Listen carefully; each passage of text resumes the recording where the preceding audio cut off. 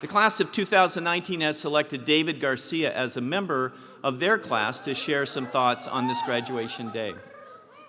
David is a double UC graduate. He received his undergraduate degree in business economics from UCLA. Now he's graduating from UC Davis as a Phi Zeta Veterinary Honor Society inductee with an interest in small animal medicine and veterinary ophthalmology. In addition to excelling academically, he has been active in the school and in the broader community. He has served as vice president of the Caduceus Club and has received an impressive array of scholarships.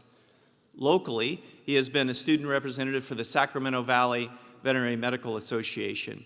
In his hometown of San Diego, he has conducted externships and served other roles for VCA, the Humane Society, and Rose Canyon and Balboa Animal Hospitals. He has volunteered for the local free pet vaccine clinic, a canine rescue, and an annual event providing services for veterans. He has also been involved in veterinary education overseas at the Kertesar University of Veterinary Teaching Hospital, an animal shelter, and elephant camp in Thailand. He is known for being a charming person with a courageous voice. I can see why you nominated him to represent you today. I ask you to please help me in join in welcoming your classmate, David Garcia.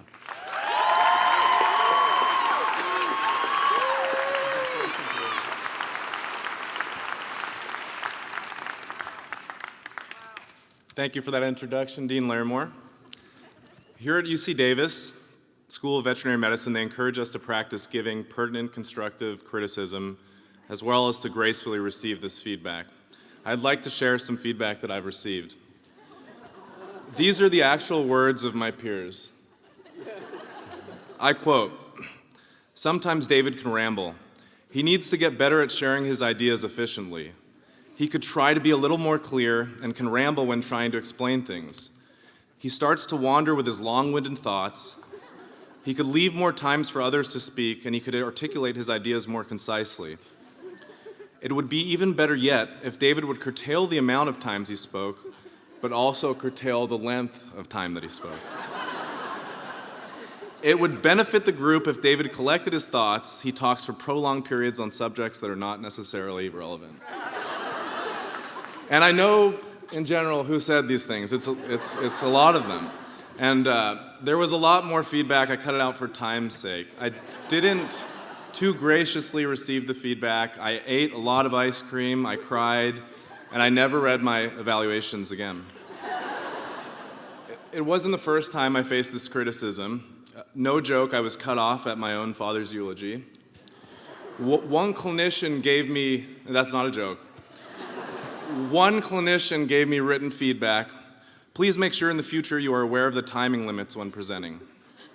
On top of this, I've been told I mumble.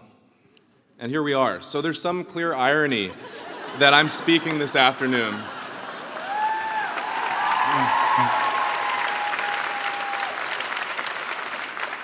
I don't think I'll please some of my critics, but going forwards, I'll focus. I'll try not to ramble, and I hope I don't talk too long. It's a good time to go to the bathroom.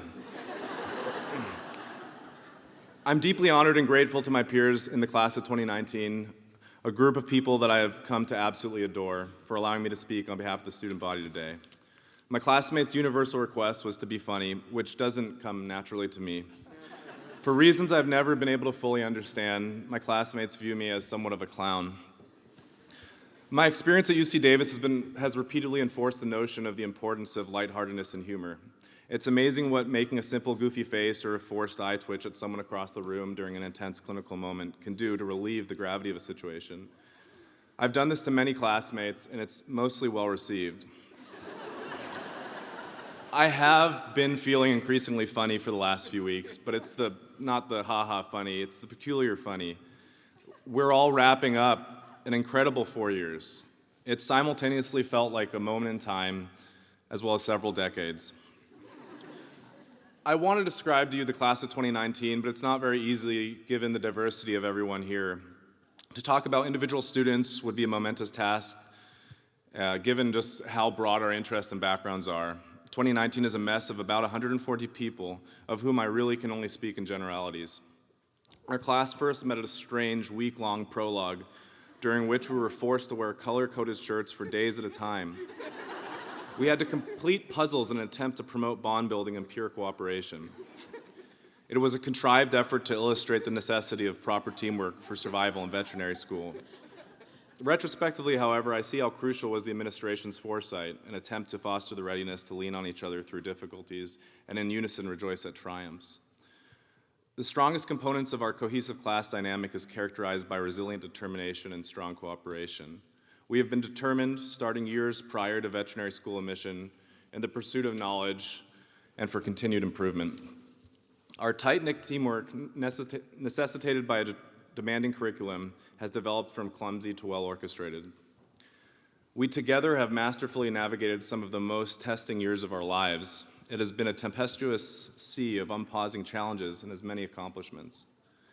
Together we've learned, and largely forgotten, incredible amounts of knowledge.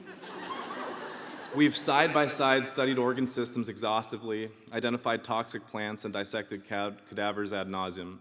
We've shared notes and shared food. We've sweat together. Some of us have sweat more than others. We've wrangled animals that want to injure us. We've been shoulder deep or covered in various species' excrement together.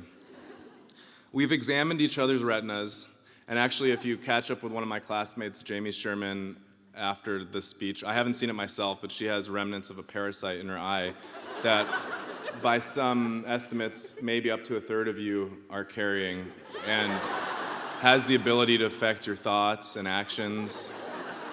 But talk to your graduating friend after. That this is true. We've placed each other's arms in casts, and we've ultrasounded each other's organs. We've tested out shock collars on each other. Sorry, Craig, I should have stopped pressing it when you were on the ground. He was uncomfortable, apparently. We've stood next to each other, squinting at x-rays, arguing if something is normal or abnormal. We've studied and studied, yet we felt perpetually unprepared with each other. We've lost and found a lot of stethoscopes. Together, we've also faced some more hard tasks and defeat. Academically, many of us have, some for the first time, received a grade below an A. We failed tests. We've assumed tremendous amounts of debt, which we aren't really concerned about because of the great economic rewards that await us. Over the past 4 years, together, we've gotten just under 18 hours of sleep combined. We've made medical errors, likely from a component of sleep deprivation. We've learned from our own and each other's mistakes. We've shared with clients the emotional tolls that arise from the loss of a patient. Many of us have faced difficult personal life circumstances and handled grief or other ailments simultaneously while balancing a demanding school curriculum. We have all foregone aspects of our personal lives as we've prioritized our veterinary education. Despite the magnitude of these challenges, our class has championed positions as the next wave of veterinarians. Beyond the amazing camaraderie, the trials and triumphs, what of the experience of learning itself? UC Davis has encouraged us to think in a powerful way as clinicians, surgeons, researchers, and all the other hats that veterinarians wear. Veterinary school has shown us to be a good veterinarian is to think as an artist and to be storytellers. I've never made so much art and told so many stories until spending time at the teaching hospital here. When working with animal patients, they rarely speak to us. When you or I feel poorly, we tell our doctor. One can report pain, its magnitude, its location. You can report the last time you had a normal coprological profile, which for the non-medical folk in the room is normal pooping. You can report the level of urgency of your bowel movements. You can describe feeling short of breath. You know what drugs and how much you may or may not have taken, or if you ate old turkey from the trash can. I have a particular roommate that does this. Veterinary caretakers are challenged by nonverbal patients for whom we regularly concoct stories that we support with a framework of medical knowledge. We take data, which is physical exam findings, blood work, imaging, and we use these data to tell the background of our patients. What brought Fluffy here in front of me today, and what's next? Fortunately for our patients, it's beyond complete guesswork. Sometimes the stories we tell need adjusting, and we've been mentored to feel comfortable doing this. In this way, at UC Davis, we've learned the practice of good veterinary medicine is the practice of sincere storytelling.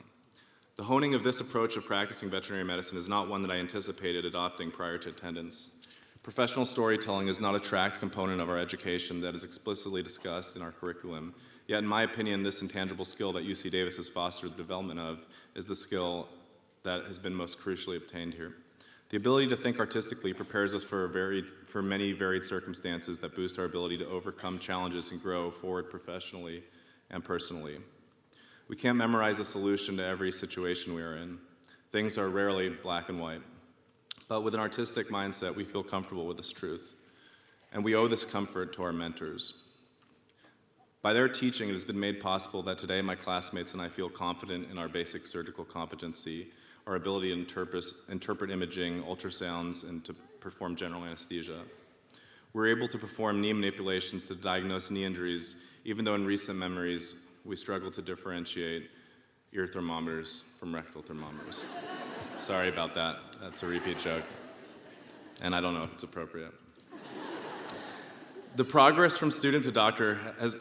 No, I messed myself up here. Yeah, the progress from student to doctor has been made possible with mentorship, with self-determination, with coffee, and perhaps most importantly, with each other. This crucial support has defined what it means to have fantastic, meaningful friendships, full circle from our trust falls 4 years ago. The companions that sit adjacent to us bilaterally will do so into perpetuity as we progress through our professional careers. At this moment, with our diplomas pending, I can confidently say it took not just personal commitment and determination, but a whole team of support. Recognizing this, I'd like to conclude by expressing some thanks. A huge thank you to our teachers, our mentors.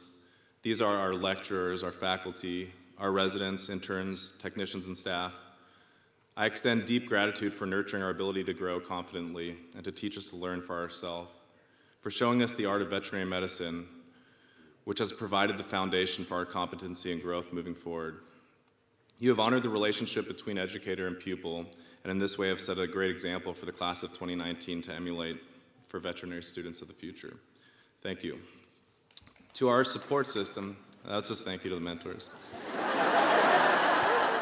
To our support system, the friends and family who have come to celebrate our graduation and the ones that haven't made it here today, we are indebted for the scaffolding that you maintain, by which achieving our goals were made possible. You demonstrate the magnificent value of genuine belief in someone else's dream. May you find pride in our achievements, and may you also pay for dinner and drinks tonight. Thank you. To my classmates, thank you from the bottomless bottom of my heart for the camaraderie and encouragement. Are we dreaming? We are so fortunate to be where we are today. What a cohort to have formed such memories through this shaping journey. Let's remember we've overcome challenges that at times seemed insurmountable. Let's remember the resilience with which we've overcome them and who has shared in achieving these accomplishments. Let's remember to keep in mind the humor that got us through this experience. I know personally there will be future days where I will earnestly long to walk through the halls of the VMTH at night, tired and busy. While this has sort of been a best of times, worst of times period, I do think the best is yet to come. In a few minutes, unless I keep talking, we will be fortunate enough to belong to the small, privileged group of exceptional people that can utter the phrase, "when I was in vet school."